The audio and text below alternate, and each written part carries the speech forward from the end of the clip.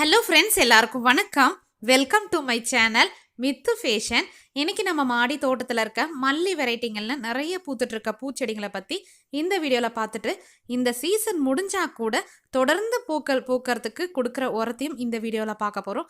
ரொம்பவே யூஸ்ஃபுல்லாக இருக்கும். ஒருவேளை நீங்கள் உங்கள் தோட்டத்தில் வாங்கி வச்சுருக்கீங்க, இல்லை தொட்டியில் வாங்கி மாடி தோட்டத்தில் வச்சுருக்கீங்க, ஒரு பூ கூட பூக்கலை, துளிரும் வரல அப்படின்னா கண்டிப்பாக நான் சொல்லக்கூடிய இந்த உரங்களை ட்ரை பண்ணி பாருங்கள். நிஜமாக சொல்கிறேன், காடு மாதிரி நல்லா இப்போ பார்க்குறீங்க இல்லையா, இந்த அளவுக்கு புஷ்ஷியாக வளர்ந்து தொடர்ந்து உங்களுக்கு பூக்கள் கொடுத்துட்டே இருக்கோங்க. சீசன் முடிஞ்சால் கூட நீங்கள் நிறைய பூக்கள் எதிர்பார்க்கலாம். மொட்டுக்கள் தொடர்ந்து வச்சுட்டே இருக்குங்க. என்னுடைய மாடி தோட்டத்தில் 15 வகையான மல்லி செடி இருக்குது. ஆல்ரெடி நான் நிறைய வீடியோஸில் சொல்லியிருந்தேன். திரும்பவே ரிப்பீட்டடாக கொஸ்டின் வரதால் உங்களுக்கு நான் லிங்க் கீழே டிஸ்கிரிப்ஷனில் கொடுக்குறேன். இப்போ நம்ம ஃபஸ்ட்டு பார்க்குறது இருவாச்சி மல்லி தான். சீசன் முடிஞ்சாலுமே இன்னைக்கு காலையில் பூத்த பூவை தான் பார்க்குறீங்க.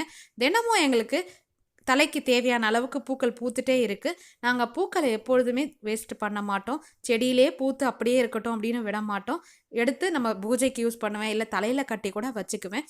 எப்பொழுதும் நம்ம அழகுக்காக விட்டுட்டே இருந்தால் கூட செடியில் நிறைய பூக்கள் பூக்காமல் போகும். முடிஞ்ச அளவுக்கு ரோஜா செடியில் நிறைய பேர் பூத்து குலுங்கிட்டே இருக்கட்டும் அப்படின்னு கூட விட்டுரும். அதை அவாய்ட் பண்ணுங்கள். காஞ்சி போகிறத விட நம்ம எடுத்து யூஸ் பண்ணுங்கள். பூஜைக்கோ இல்லை நீங்கள் தலையில் கூட வச்சுக்கோங்க. நம்ம மாடி தோட்டத்தில் இருக்க மல்லி வெரைட்டியில் தினமும் என்னால் வீடியோஸ் எடுத்து கொடுக்க முடியாது. ஏன்னு பார்த்தீங்கன்னா, காலையிலே பூஜைக்கு பறிச்சிருவாங்க. ஒருவேளை எடுத்துகிட்டு வந்து நாங்கள் ஃப்ரிட்ஜில் வச்சுட்டு கட்டி வச்சுருவேன். சில நேரங்கள் மட்டும்தான் நான் வீடியோ எடுக்க முடியும். அதை தான் உங்கள் கூட நான் பகிர்ந்துக்கிறேன். இன்னுமே கூட நிறைய பூக்கள் பூத்து குலுங்குவாங்க. இது ராமேஸ்வரம் மல்லி தான் பார்க்குறீங்க. இதில் நான் நிறைய பதியம் போட்டு நிறைய பேருக்கு கொடுக்கணும்னு ஆசைப்பட்டுட்ருக்கேன். ஏன்னு பார்த்தீங்கன்னா, அவ்வளோ மனம், அவ்வளோ பெரிய பூ.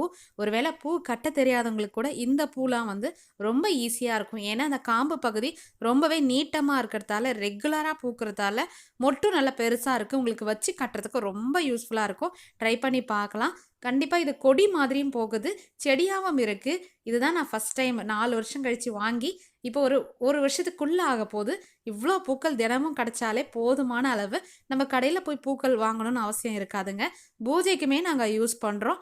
எவ்வளோ இடைவெளி விட்டால் கூட உங்களுக்கு அவ்வளோ நல்ல பெரிய பெரிய பூக்கள் பூக்கிறதால எடைய வச்சா கூட பூ வந்து நல்லா அடர்த்தியாக இருக்கா மாதிரியே இருக்கும். இதுக்கு நான் கொடுக்குற கேர்ன்னு பார்த்தீங்கன்னா, நல்லா வெயில் படுற இடமா வைக்கணுங்க. ஃபஸ்ட்டு முக்கியமான பாயிண்ட்டு. நீங்கள் நர்சரியிலேருந்து வாங்கிட்டு வரீங்களோ, இல்லை ஒரு கட்டிங்ஸ் எங்கேயாவது எடுத்துகிட்டு வந்து பதியம் போட்டு வச்சா கூட கொஞ்சம் வேர் இருக்கா மாதிரி பார்த்து வாங்கிட்டு வாங்க. இந்த கோயில்கிட்ட சில இடங்கள்லாம் வந்து எடுத்துகிட்டு வந்து வேரோடு தனியாக விற்கிறாங்க பார்த்தீங்களா, அந்த செடியெலாம் கூட நான் நிறைய வாங்கிட்டு வந்து ட்ரை பண்ணியிருந்தேன். வேறு மட்டும் தனியாக இருக்கும். 30 ரூபா 25 ரூபா அப்படின்னு சொல்லுவாங்க. 3 செடி 50 ரூபா அந்த மாதிரி கூட நான் ரீசெண்டாக மாங்காடு கோயில்கிட்ட போகும்போது கூட வாங்கிட்டு வந்துருச்சுருந்தேன்.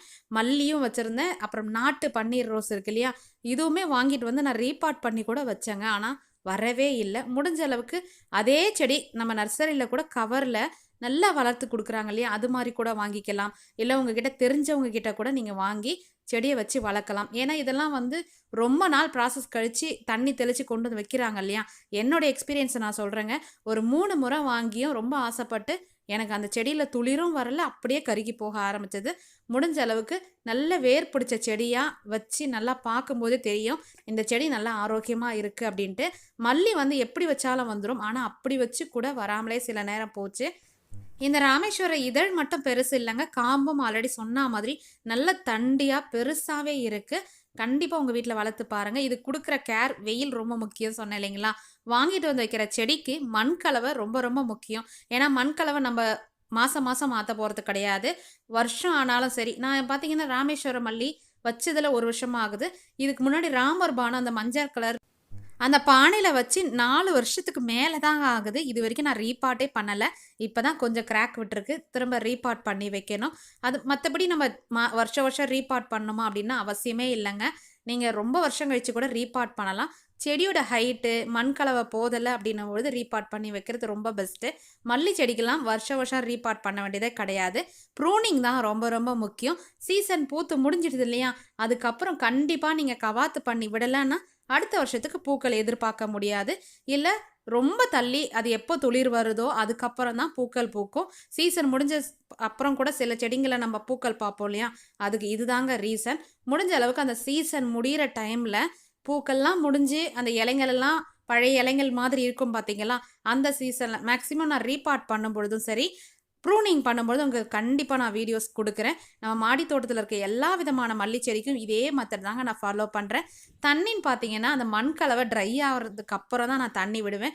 தினமும் தண்ணி விடுற பழக்கமே கிடையாது. இந்த மல்லிப்பூ செடிங்கள்லாம் வந்து நம்ம கிளைமேட்டுக்கு நல்லா அடாப்ட் ஆகி வளரக்கூடிய பிளான்ட்டு. தண்ணி ஓவர் வாட்டரிங் பண்ணாலும் சரி செடி நல்லா இருக்காது. முடிஞ்ச அளவுக்கு வெயில் காலத்தில் மட்டும் காலையில் ஒரு வேளை ஊற்றலாம். அடுத்தது வெயில் இல்லாத நாளில் ஒரு நாள் விட்டு ஒரு நாள் 2 நாளைக்கு ஒரு முறை கூட ஊற்றலாம். இலைங்களுக்கு மேலே தண்ணியை நல்லா ஸ்ப்ரே பண்ணுங்க. டஸ்ட்டெல்லாம் ஓவராக இருந்தது அப்படின்னா சூரிய ஒளிச்சேர்க்கை நடக்காது. இலைங்கள் வந்து சீக்கிரமே பூச்சாலும் சரி நிறைய நோய்வாய்ப்பட்டு போகுது. அதனால் நான் எப்பொழுதுமே லிக்விடான உரங்கள் கொடுக்கறது உண்டு.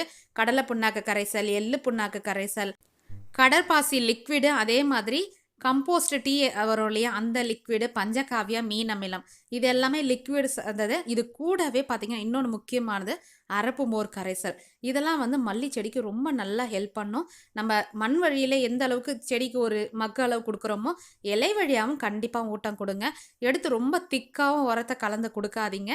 அதே மாதிரி கெமிக்கல் அவாய்ட் பண்ணுறது ரொம்ப நல்லது. என்னுடைய மாடி தோட்டத்துக்கு நான் கெமிக்கல் எதுவும் யூஸ் பண்ணுறதே கிடையாதுங்க. மல்லிப்பூ செடியை பொறுத்த வரைக்கும் அந்த காய் புழுன்னுவாங்க. அந்த காய்க்குள்ளே புழு மாதிரி இருக்கும், அரிச்சு போயிருக்கும், ஒரு மாதிரி குங்கும கலராக ஆகிடும். மொட்டுலாம் பார்த்தீங்கன்னா மழை வர நேரத்தில் ஆகிடும் பார்த்தீங்களா, அந்த பிரச்சனை வரும். அடுத்தது பார்த்தீங்கன்னா ஸ்பைடர், இலைங்கள்லாம் கொஞ்சம் சுருண்டு போயிருக்கும். இதுக்கு பக்கத்து இலை பார்த்தீங்கன்னாலே தெரியும். அந்த இடத்துல வந்து ஸ்பைடர் குட்டி குட்டியாக இருக்கும், அந்த கண்ணாடி மாதிரி இருக்கும் ஒரு பூச்சி. அது பேர் எனக்கு சரியாக தெரியல. அது வந்து அந்த இலைங்கள் கீழே இருக்கும். முக்கியமாக முல்லைப்பூ செடியில் நம்ம பார்க்கலாம். அது வந்துச்சு அப்படின்னாலே செடி கொஞ்சம் அஃபெக்ட் ஆகிட்டு பூக்கள் பூக்கிறது குறைஞ்சிரும். இலைங்கள் வந்து பச்சையன் தன்மை ரொம்பவே குறைஞ்சிரும். அந்த மாதிரி நீங்கள் பார்க்கும்பொழுது தண்ணியை வச்சு நல்லா ஃபோர்ஸாக அடித்து ஸ்ப்ரே பண்ணி விடுங்க. நான் வந்து நீம் ஆயிலெலாம் ரொம்பவே வருஷம் ஆச்சு தான் சொல்லுவேன் யூஸ் பண்ணி. நான் இதுக்கு பதிலாக இந்த பஞ்சகாவியாவோ இல்லை மீன் அமிலமே கொடுக்கறதால பூச்சிகள் அந்தளவுக்கு கண்ட்ரோல் ஆகுதுங்க. அடுத்தது பார்த்தீங்கன்னா கோமிய கரைசல். கோமியம் உங்களுக்கு கிடச்சிது அப்படின்னா வாங்கிட்டு வந்து வச்சுக்கோங்க. உங்களுக்கு இப்போல்லாம் நிறைய நாட்டு மருந்து கடைகள்லாம் கூட கிடைக்கிது. அது ஒரிஜினலாக நமக்கு தெரியாது. உங்கள் வீட்டுக்கிட்ட எங்கன்னா தொழுவம் இருக்குது, மாடு வச்சுருக்காங்க, உங்களுக்கு தெரிஞ்சவங்க அப்படின்னா அவங்கக்கிட்டேருந்து ஒரு சின்ன பாட்டில் வாங்கிட்டு வந்து வச்சா கூட போதுங்க. ரொம்ப கொஞ்சமாக எடுத்து தண்ணியில் ஊற்றி மிக்ஸ் பண்ணிவிட்டு நீங்கள் ஸ்ப்ரே பண்ணாலே போதும். பூச்சிங்கள் அந்த அளவுக்கு வராது. அதே மாதிரி அதில் நைட்ரஜன் சத்து அதிகமாக இருக்கிறதால செடி வந்து இலைங்கள் நல்லா பசுமையாக இருக்கும். நல்லா பார்க்குறதுக்கு நீங்கள் மண்ணில் வச்சுருக்கீங்க, ஒரு நிலத்தில் வச்சுருக்கா மாதிரியே தொட்டியில் இருக்க செடிங்களும் தாராளமாக மெயின்டைன் பண்ணலாம். இது என்னுடைய இத்தனை வருஷம் எக்ஸ்பீரியன்ஸ் நான் சொல்லுவேன். ரொம்ப அழகாக நல்லா பெரிய பெரிய பூக்களாகவே பூக்கும். இது மல்லிக்கு மட்டும்தான் இல்லைங்க, எல்லா விதமான செடிகள் உங்கள் கார்டனில் வச்சுருந்தாலும் தாராளமாக யூஸ் பண்ணி பார்க்கலாம். மல்லிக்கு இதுதான் பெஸ்ட்டுன்னு நான் சொல்லுவேன். அடுத்தது ரோஜாக்கு உங்களுக்கு வேணும் அப்படின்னா கீழே கமெண்ட்டில் சொல்லுங்கள். இந்த ஆடி மாதத்துக்கு நீங்களும் கார்டன் ஸ்டார்ட் பண்ணியிருப்பீங்க. புதுசாக ஸ்டார்ட் பண்ணவங்களா இருக்கட்டும் சரி, ஆல்ரெடி நம்ம வீடியோஸ் பார்த்து கமெண்ட் பண்ணுறவங்களா இருந்தாலும் சரி, உங்களுக்கு ஏதாவது வேணும் அப்படின்னாலும் எனக்கு கீழே கமெண்ட்டில் சொல்லுங்கள். நான் இந்த சீசனுக்கு கொஞ்சம் விதைகள்லாம் ஷேர் பண்ணலான்னு இருக்கேன். உங்களுடைய எதிர்பார்ப்பு எப்படி இருந்தாலும் எனக்கு கீழே கமெண்ட்டில் சொல்லுங்கள். அப்போ இன்றைக்கி இந்த வீடியோ பதிவு உங்களுக்கு ரொம்பவே யூஸ்ஃபுல்லாக இருந்திருக்கும்னு நினைக்கிறேன். யூஸ்ஃபுல்லாக இருந்தது அப்படின்னா நம்ம சேனலை சப்ஸ்கிரைப் பண்ணிக்கோங்க. நிறைய இன்ட்ரெஸ்டிங்கான வீடியோஸ் வரும். வேறு ஒரு இன்ட்ரெஸ்டிங்கான வீடியோவில் நான் உங்களை மீட் பண்ணுறேன். Thank you. Bye bye. Have a pleasant day.